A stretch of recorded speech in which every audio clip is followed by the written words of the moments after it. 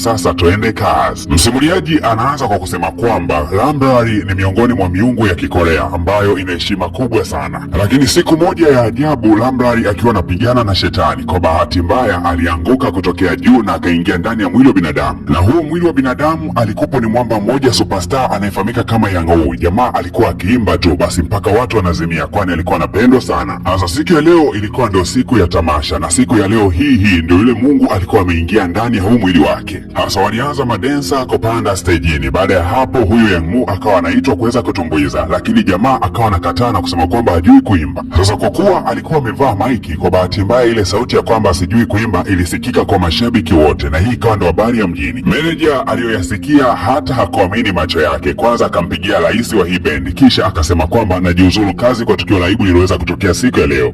Bwana, walipotoka hapo wakaelekea katika vyumba vya kubadilishia nguo. Kwanza wakamkaba jamaa na kwanza kumuuliza, wewe unafanya mambo gani ya kijinga namna hiyo? Hasa ukumbuke kwamba mwamba haelewi chochote kile kwa sababu yeye ni mgeni katika mwili huu. Akawa anauliza, kwani kuna ishu gani wazee? Kwa sababu jamaa tukio ambalo analikumbuka la mwisho ni alikuwa anapigana na shetani fulani hivi. Kwa bahati mbaya alianguka kutokea katika farasi na akajikuta ameingia ndani ya mwili wa mtu. Alafu mwili ambao mwamba alijikuta ametokezea ni mwili ambao ulikuwa umevalia kishati fulani ambacho kinaacha tumbo wazi. Sasa jamaa akawa anaona aibu kwa sababu sio tukio la kawaida hilo, na jamaa akawa anaziba sana tumbo lake. Sasa mashabiki wakabaki wanashangaa, mbona jamaa anajiziba tumbo lake wakati hilo ni fashion moja kali tu? Basi mwamba akawa amechukuliwa na kupeleka katika chumba cha makeup. Sasa akawa anauliza, hivyo makeup vya nini mimi? Hao watu wakabaki wanashangaa, wewe unauliza makeup ya nini wakati kila siku unapakaga kabla ya kuingia stejini? Unawezaje kutumbuiza bila kupiga makeup? Ikabidi mwamba kuanza kuuliza maswali ya ajabu ajabu. Anasema hapa ni wapi, na yule shetani nilikuwa nakimkimbiza yuko wapi pia? Sasa watu walicheka sana kwa kwamba mwamba Yang Hu leo ameamua kuwachangamsha, yani ameamua kuchangamsha kilingi. Wakasema, mwanangu, kumbe unajua kuigiza wewe. Mzee akasema, kuigiza tena? Ina maana mimi hapa ninavyouliza hapa naigiza? Hivi nyinyi mna maana gani kwani? Lakini wakaanza kuona kana kwamba masihala ya mwamba yamekuwa mengi. Ikabidi kuongeza userious. Oya Yang Hu, tunaingia katika stage ya pili bana, tunaomba uwe serious. Sasa watu wakabidi wawe serious. Oya, unauliza tunafanya nini hapa? Kwa ukweli ni kwamba tunaingia kutumbuiza tamasha kubwa ambayo tumelisubiri karibia miezi 6. Na wakamsii sana mwamba Yang Hu aache kabisa masihala, kwani raundi ya kwanza tayari ameshazingua na wadhamini kibao, kumbuka wamedhamini tamasha hili. Jamaa akasema,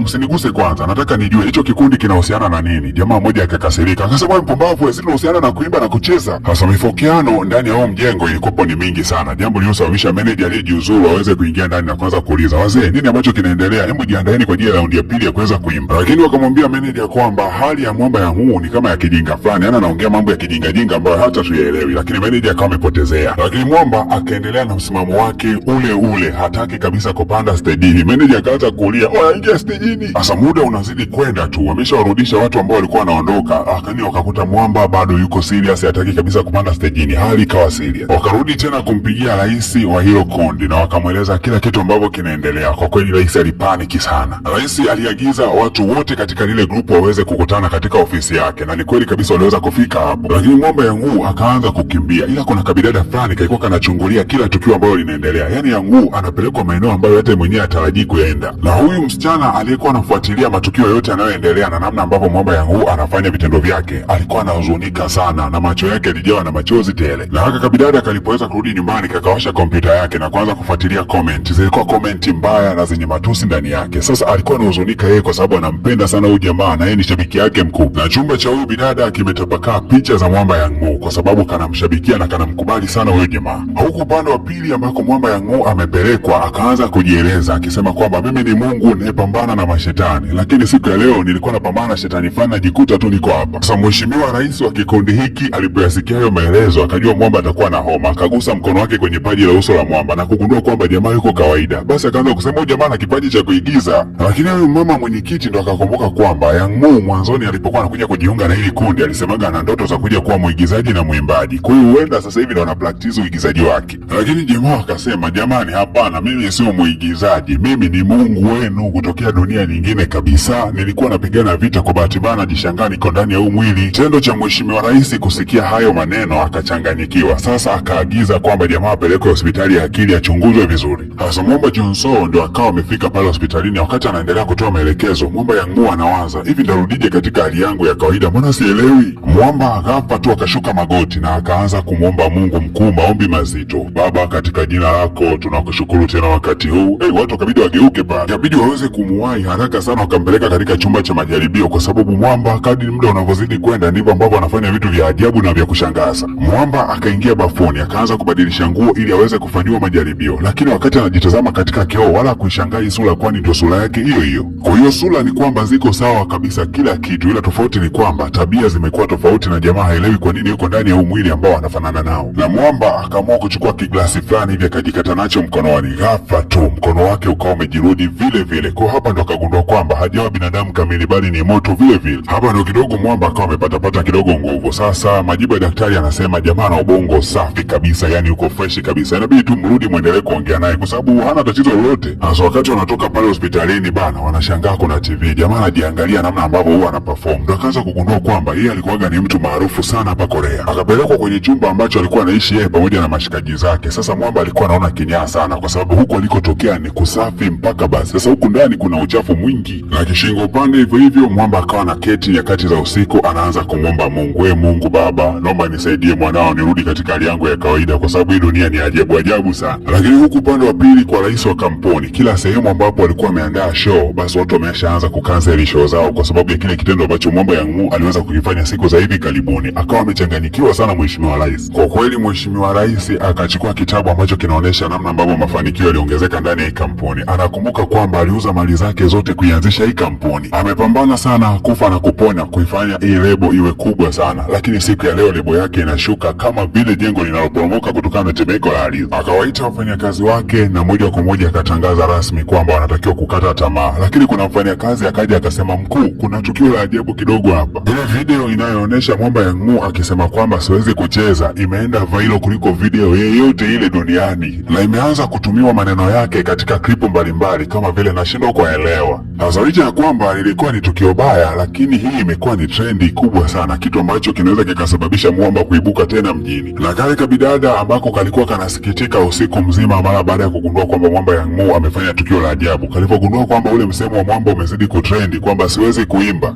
kidogo ndo kakaanza kupata amani kwamba kupitia hayo maneno ambayo Mwamba alikuwa ameongea ametengeneza trendi. Kwa jamaa anaweza karudi tena kwa kasi stejini. Mheshimiwa Rais namna ambavyo hii kiki imeenda akatangaza kwamba jamani, tunatakiwa kwenda na hii kiki hii hapa ndo pa kuachilia lisonge. Yaani kutokea kwenye matatizo sasa wakajikuta wameingia katika furaha kubwa sana, kwani wanayaona maokoto kwa wingi yanakwenda kutokeza hapa karibuni. Sasa waandishi wa habari kibao tu wakaanza kumfanyia Mwamba interview kwa sababu jamaa na majibu ya ovyo ovyo, wakawa wanapita naye na trendi hiyo hiyo. Kwa hiyo ni kama vile ni mpango wa ofisi kwa sababu Mwamba haelewi nini ambacho kinaendelea. Atakapokuwa anajibu ovyo ovyo ndio kiki inazidi kukua. Kwani mmesahau kiki ya dada yetu Zuhura baada ya kusema who is Amanda, baadaye tukashuhudia lisonge linakwenda kutoka. Kwa hizi kiki bana ni vitu vya kawaida hata Bongo anafanya. Sasa wewe jichanganye, semaga kwamba mimi bana ni timu ya mzee Shayo na mwingine awage anasema mimi ni timu ya mzee Koi Mzungu. Mtajikuta mnatengeneza timu za kishamba, wenzenu wako wanapiga msosi pamoja. Sasa Mwamba akawa anatangazwa kwenye mitandao kwamba atakwenda kuhudhuria katika interview moja kubwa sana katika television. Ila kale kabidada ambako ni shabiki yake sana kakawa kamejisikia vibaya kwa sababu kanaamini interviews zinavyozidi kuwa nyingi ndivyo zinavyosababisha mwigizaji ama mwimbaji kushuka kitasnia. Na licha ya kwamba kenyewe ni kamaskini tu na hakana jina lolote lile, lakini kakaelekea katika eneo ambapo interview itakwenda kufanyika. Na Mwamba akiwa ameketi na interview inatakiwa kuanza kufanyika, ghafla tu akashangaa umeme umeanza kutikisika. Na ghafla kila kitu kikawa kimeganda. Baada ya sekunde kadhaa mbele yake mambo yakaendelea kama kawaida. Taarifa ya habari inasema kuwa kuna mlipuko mkali wa volcano. Hasa Mwamba Yang-mu akakumbuka kwamba wakati anapambana na yule shetani ilikuwa inakaribia volcano kuweza kulipuka. Kwa hiyo yuko katika maeneo ya jirani sana na huo mlima ambao alikuwa anapigana na huyo shetani. Na Mwamba akakumbuka majukumu yake kwamba anatakiwa kwenda kumdhibiti huyo shetani na anatakiwa arudi katika hali yake ya uhalisia. Sasa haelewi anarudije. Hasa akataka kurudi katika eneo la kwanza kabisa alipokuwa ametokea kwa mara ya kwanza. Akasogea mpaka katika lile eneo la kituo cha television, lakini akawa anazuiliwa kuingia kwa sababu juzi hapa amewazingua sana. Sasa wakati anaendelea kupepesa macho yake katika hayo maeneo, ndio akashtuka kana kwamba kuna mtu ambaye alikuwa amevalia nguo nyeupe na macho yake yanawaka. Yang-mu akawa anaomba sana kuweza kuingia hapa ndani, lakini akawa anazuiliwa. Bidada Kim akawa amekuja pale na kuanza kumwambia, wewe ondoka hapa, huko katika eneo ambalo ulifanya madhara, huwezi kuruhusiwa kuingia hapa. Zaidi utavuta tu waandishi wa habari waje kuanza kukupiga picha ukiwa unafanya matukio ya ajabu tena. Alafu jamaa akasema kwamba unajua, mimi sio Yang-mu huyo ambaye mnamaanisha. Mimi ni mtu mwingine kutokea ulimwengu mwingine na kazi nyingine kabisa. Hii kauli ilipenya ndani ya moyo wa bidada kama mshale. Haamini kabisa kwamba huyu anayemuona mbele yake eti sio Yang-mu. Akaona labda jamaa atakuwa amechanganyikiwa.